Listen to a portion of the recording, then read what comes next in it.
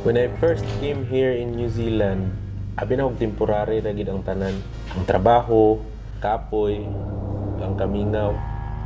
Sira kog ingon sa akong kaugalingon nga kaya ra ni. Pero wala na ako na matikdi na 7 years na di ang nilabay.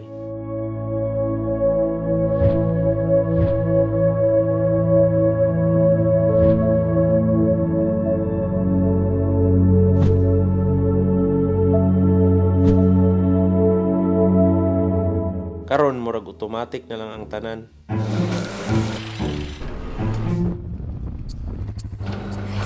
Murag ang lawas na mismo kabaloon sa buhaton ba.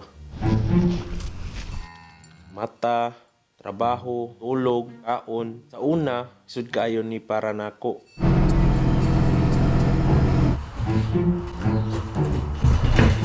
Kapoy ko pirmi. Pero karon, murag naanad na ko ba. Normal na lang. Sa una, abi na kog success kay kwartara. Tuo ko na once makatigom ko,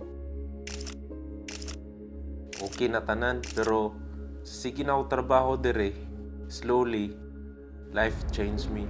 Murag, ang dating ako, hinay-hinay nang nawala.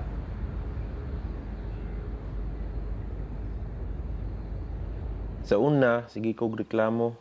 Sa trabaho, sa kakapoy, sa kamingaw. Pero karon tudluan man day kas kinabuhi kung unsaon pagdalatanan sa hilom lang. Pero dili tungod kay gisayon na ang kinabuhi, but because you become stronger.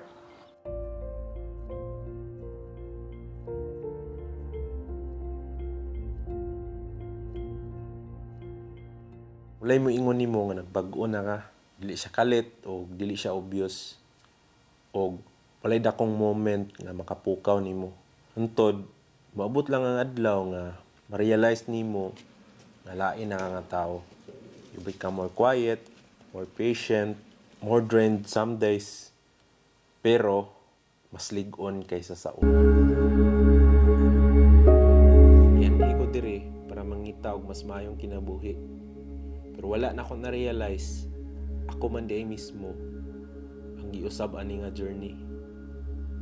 And maybe, that was the point all along.